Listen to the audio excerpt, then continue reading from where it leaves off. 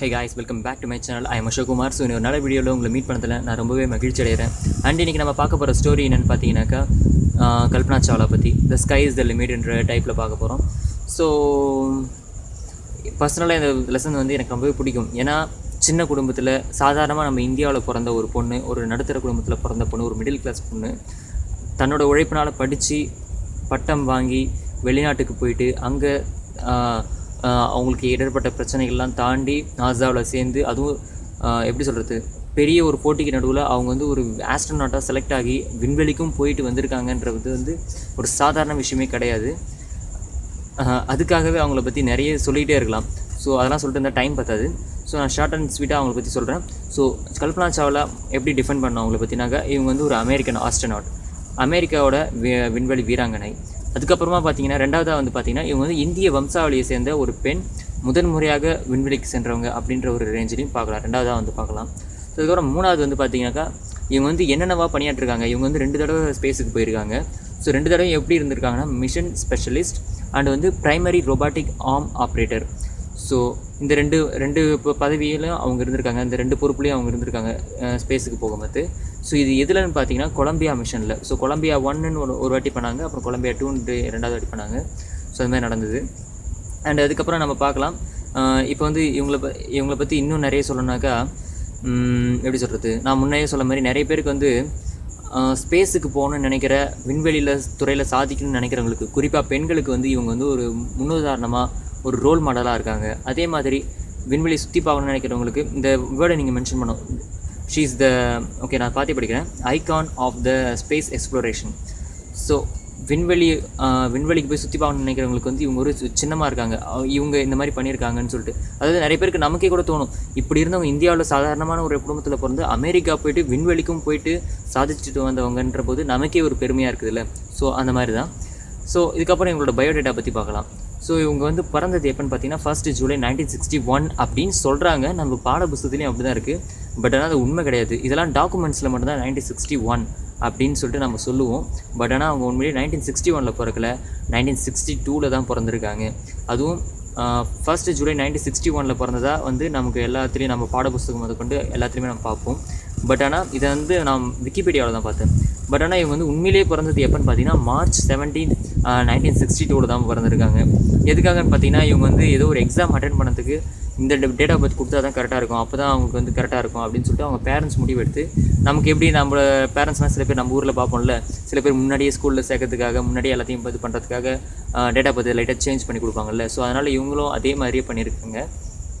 அதனால் இப்போ எல்லா இடத்துலையும் டாக்குமெண்ட்டில் எல்லா இடத்துலையும் 1961 தான் கொடுத்துருக்காங்க. ஸோ அதுவே கண்டினியூ ஆகிருக்குது. நீங்கள் எந்த டேட் ஆஃப் பர்த் மென்ஷன் பண்ணோம், நம்ம ஆன்சர் எதை பற்றி கேட்டிங்கன்னா கண்டிப்பாக 1961 தான் மென்ஷன் பண்ணோம். 1962 பற்றி நான் சொன்னது வந்து காரணம் நீங்கள் சும்மா தெரிஞ்சுக்கணுன்றதுக்காக. அது உண்மை கிடையாது, 1961 வந்து உண்மை கிடையாதுன்னு சொல்கிறதுக்காக பண்ணது, வேறு ஒன்றும் இல்லை. அண்ட் அதுக்கப்புறம் வந்து பார்த்தீங்கன்னாக்கா இவங்க வந்து எங்கே பிறந்திருக்காங்க பார்த்தீங்கன்னா ஹரியானா. ஸோ ஹரியானாவில் பிறந்து ஒரு சாதாரண குடும்பத்தில் பிறந்தவங்க தான். இவங்க வந்து வளரும்போது எப்படி வளர்கிறாங்கனாக்கா, இவங்களுக்கு கல்பனான்னு பேர் வைக்கிறாங்க. கல்பனா மீன்ஸ் இமேஜினேஷன், தெரியும் உங்களுக்கு, கற்பனை, இமேஜினேஷன். ஸோ இமேஜினேஷனுக்கு ஏற்ற மாதிரி இவங்க வந்து வானத்துக்கு போகிற மாதிரியும், நட்சத்திரங்களை தொடுற மாதிரியும், ஹெவனுக்கு போகிற மாதிரியும், ஸோ ஸ்டார்ஸ் கூட பேசுகிற மாதிரியும், அது மட்டும் இல்லாமல் இவங்க வச்சுருக்கிற பொம்மை பாபி டால்லாம் இருக்கும்ல, ஸோ அந்த மாதிரி பொம்மைக்கெலாம் வந்து ஸ்பேஸ் ஷட்டிலோட ட்ராயிங்ஸ்லாம் பண்ணி அதுக்கு அந்த கிளாத்திங்லாம் பண்ணுறதா இருக்கட்டும். ஸோ இது மாதிரி நிறைய விஷயங்கள் பண்ணிகிட்ருக்காங்க. இதெல்லாம் வந்து ரொம்பவே க்யூட்டான ஒரு குட்டி பொண்ணாக நீங்கள் கற்பனை பண்ணிங்க அப்போ கல்பனா சாவ்லாவை. ஸோ அவங்க வந்து இப்போ நைட்டு வானத்தை பார்த்து படுக்கும்போது அவங்க வந்து, நான் வந்து எனக்குனா ஒரு நாள் இந்த ஸ்டார்ஸை போய் டச் பண்ணுவேன் அப்படின்னு சொல்லிட்டு மனசுக்குள்ளேயே சொல்லிக்குவாங்களாம். ஸோ அந்த மாதிரிலாம் நிறைய இன்ட்ரெஸ்டிங் ஃபேக்ட்ஸ்லாம் இருக்குது. ஸோ ஆனால் இது வரைக்கும் நமக்கு போதும். அண்ட் அதுக்கப்புறமா வந்து பார்த்திங்கனாக்கா இவங்க என்னென்னலாம் படிச்சிருக்காங்க அப்படின்னாக்கா, இவங்க முதல்ல கிராஜுவேட் பட்டம் வாங்குறாங்க. எதுலன்னு பார்த்தீங்கன்னாக்கா ஏரோநாட்டிக்கல் இன்ஜினியரிங்கில். எங்கே வாங்குறாங்கன்னு பார்த்தீங்கன்னா பஞ்சாப் இன்ஜினியரிங் காலேஜில். ஸோ பஞ்சாப் இன்ஜினியரிங் காலேஜ் தான் ஃபஸ்ட்டு இவங்க படிக்கிறது, கிராஜுவேட் வாங்குறது. அதுக்கப்புறமா வந்து இவங்க வந்து டெக்ஸஸ் யூனிவர்சிட்டி போகிறாங்க. அங்கே போய் என்ன பண்ணுறாங்கன்னு பார்த்தீங்கன்னா ஏரோ ஸ்பேஸ் இன்ஜினியரிங் பண்ணுறாங்க. ஸோ மாஸ்டர் டிகிரி அது. ஸோ அதை முடித்து அதுக்கப்புறமா வந்து கொலராடோ யூனிவர்சிட்டியில் ஏரோஸ்பேஸ் இன்ஜினியரிங்லேயே கொலராடோ யூனிவர்சிட்டியில் டாக்டரேட் பட்டம் வாங்குறாங்க. ஸோ இந்த 3 ஸ்டெப்பையும் முடித்து அவங்க வந்து அமெரிக்காவில் செட்டில் ஆகி சிட்டிசன்ஷிப் வாங்கிட்டு அங்கே இருக்கிற ஜேபி ஹாரிசன் அப்படின்னு சொல்லிட்டு கூட இருக்கிற வேலை பார்க்குற ஒருத்தரே கல்யாணம் பண்ணிட்டாங்க. இவங்க முதல்ல நாசாவில் ஒர்க் பண்ண ஆரம்பிக்கிறாங்க. எப்படின்னு பார்த்தீங்கன்னாக்கா 1994 வந்து ஒரு கொலம்பியா ஸ்பேஸ் ஷட்டிலுக்கு வந்து ஆட்களை வந்து தேர்வு செய்கிற ஒரு பணியை வந்து நாசா பண்ணிகிட்ருக்காங்க. ஸோ அதில் வந்து 2692 பேர் வந்து விண்ணப்பிச்சிருந்தாங்க. பட் ஆனால் செலக்ட் ஆனது என்னமோ எல்லா டெஸ்ட்டுக்கு அப்புறமும் எல்லா சோதனைகளுக்கு அப்புறமும் நம்ம கல்பனா சாவ்லா ஒரு ஆள் மட்டும்தான்.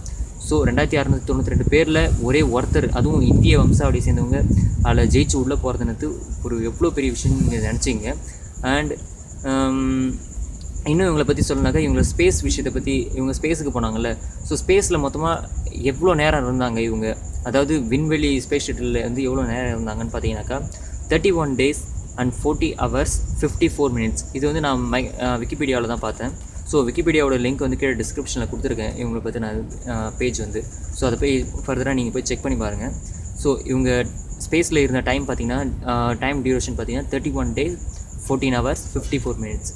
அண்டு இவங்களோட ஃபர்ஸ்ட் மிஷன் வந்து எப்போ ஆரம்பிச்சிது அப்படின்னு பார்த்தீங்கன்னாக்கா, கொலம்பியா ஸ்பேஸ் ஷட்டில் வந்து ஃபஸ்ட்டு மிஷன் வந்து STS-87 அதுக்கு பேர் வச்சாங்க அந்த மிஷனுக்கு. ஸோ அந்த மிஷன் வந்து எப்போ நடந்து பார்த்திங்கன்னா November 17, 1996. ஸோ அதாவது இவங்க அப்ளிகேஷன் போட்டு இவங்களை செலக்ட் பண்ணி 2 வருஷம் கழிச்சு தான் அதுக்கான ட்ரைனிங்லாம் கொடுத்து ஃபர்தராக எல்லாத்தையும் முடிச்சு அப்புறம் 96 வந்து இவங்களோட குழுவையும் அனுப்புகிறாங்க. ஸோ அந்த குழுவோட ஃபோட்டோவை நான் இப்போ கொடுக்குறேன். ஸோ இதுதான் அந்த க்ரூ. அதில் பார்த்தீங்கன்னா நடுவில் கல்பனா சாவ்லா இருப்பாங்க. ஸோ அதுக்கப்புறம் வந்து பார்த்திங்கனாக்கா செகண்ட் எப்போ நடக்குது இவங்களோட ஸ்பேஸுக்கு போகிற அந்த விஷயம் வந்து எப்போ நடக்குதுன்னு பார்த்தீங்கன்னாக்கா, STS-107 சொல்லிட்டு அந்த மிஷனுக்கு பேர் வைக்கிறாங்க, கொலம்பியா 2க்கு. ஸோ அந்த கொலம்பியா 2 மிஷன் வந்து ஜூலை 2002 நடக்குது. ஸோ இவங்க போகிறாங்க. இவங்க போயிட்டு மிஷன் கம்ப்ளீட் பண்ணிட்டு எவ்வளோ மிஷன் கம்ப்ளீட் பண்ணுறாங்கன்னா, இவங்களுக்கு வந்து 80 எக்ஸ்பெரிமெண்ட் வந்து பண்ணுறாங்க. ஸோ சோதனைகள்லாம் வெற்றிகரமாக முடிச்சுட்டு திரும்பவும் வராங்க பூமிக்கு. ஆனால் அன்ஃபார்ச்சுனேட்லி அவங்க வந்து வரும்போது அட்மாஸ்பியர்களை நுழையும் போது ஏதோ ஒரு காரணத்தினால அதோட உள்ளே ஏற்பட்ட கோளாறுனால அந்த ஸ்பேஸ் ஷட்டில் வந்து எக்ஸ்ப்ளோட் ஆகி எல்லாருமே வந்து அதில் வந்த மொத்தம் 6 பேரும் அதில் இறந்து போயிடுறாங்க. கல்பனா சாவ்லாவும் இறந்துடுறாங்க. ஸோ இது எப்போ நடக்குதுன்னு பார்த்தீங்கன்னாக்கா February 1, 2003 நடக்குது. ஸோ நான் ஒரு வீடியோ உங்களுக்கு நான் டிஸ்கிரிப்ஷனில் இப்போ கொடுக்குறேன். ஸோ அந்த வீடியோவை போய் கண்டிப்பாக பார்க்கணும் நீங்கள். ஏன்னா அது வந்து BBC ஸ்டுடியோவோட வீடியோ, அதாவது டாக்குமெண்ட்ரி மாதிரி ரெடி பண்ணியிருந்தாங்க. அதில் வந்து நான் அது உண்மையாக போயான்னு தெரியல அந்த ஃபுட்டேஜஸ்லாம்.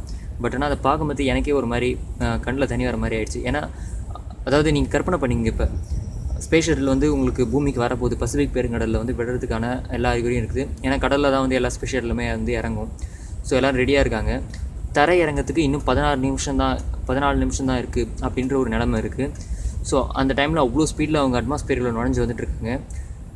இங்கே இருக்கிற எல்லோரும் வந்து எல்லாம் சரியாக இருக்குது அப்படின்னு சொல்லிட்டு கண்ட்ரோல் ரூம்லேருந்து எல்லாம் பேசிகிட்டு இருக்காங்க, ஸ்பேஸ் ஷட்டில் கூட பேசிகிட்டு இருக்காங்க.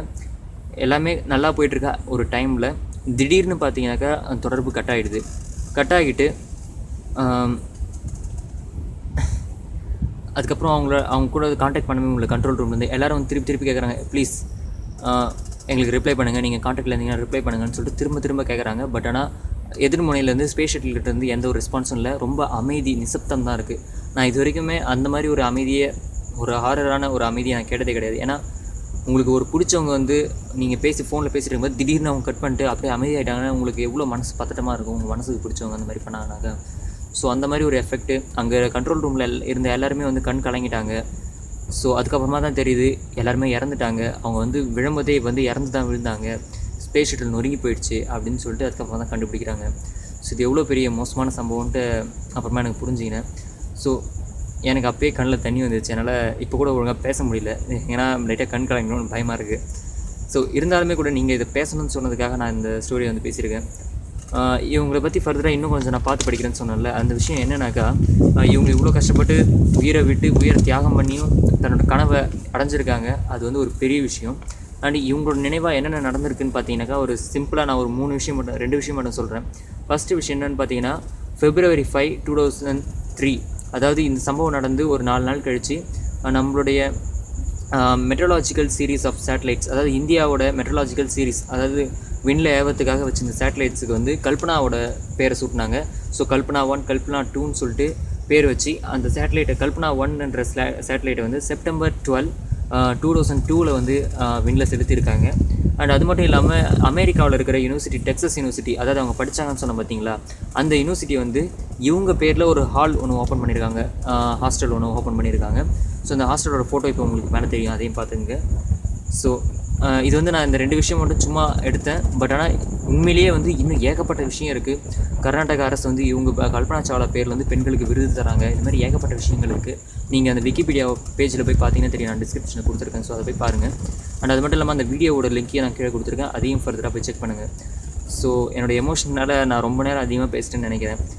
ஸோ நான் எதாவது மாற்றி பேசினேன், ஏதாவது உங்களுக்கு புரியலனாக்கா கண்டிப்பாக அது கீழே கேளுங்க. ஃபர்தராக நீங்கள் விக்கிபீடியா பேஜை போய் செக் பண்ணிங்கனாக்கா இன்னும் நான் சொன்னது உங்களுக்கு அங்கேருந்து தான் அந்த சோர்ஸ்லாம் எடுத்துருக்கேன். ஸோ அதை போய் வாசிக்கும்போது உங்களுக்கு நல்லா புரியும். அண்ட் மற்றபடி வேறு எதுவும் சொல்கிறதுக்கு இல்லை. ஸோ அவங்களோட அந்த தியாகத்தை, அவங்களோட அந்த எப்படி சொல்கிறது, அந்த கனவு அடையணுன்ற அந்த வெறித்தனம் எல்லாமே சேர்ந்து அவங்க வந்து ஒரு இன்றைக்கி வந்து இன்னி வரைக்கும் அவங்க இறந்து இவ்வளோ வருஷமாகியும் நம்ம வந்து அவங்கள நினைக்கிற அளவுக்கு அது பண்ணியிருக்கு. ஸோ அந்த மாதிரி நம்ம வாழணும்னு சொல்லிட்டு இந்த வீடியோவை நான் முடிக்கிறேன். So thank you guys, have a great day, have a great night ahead for you. Bye guys.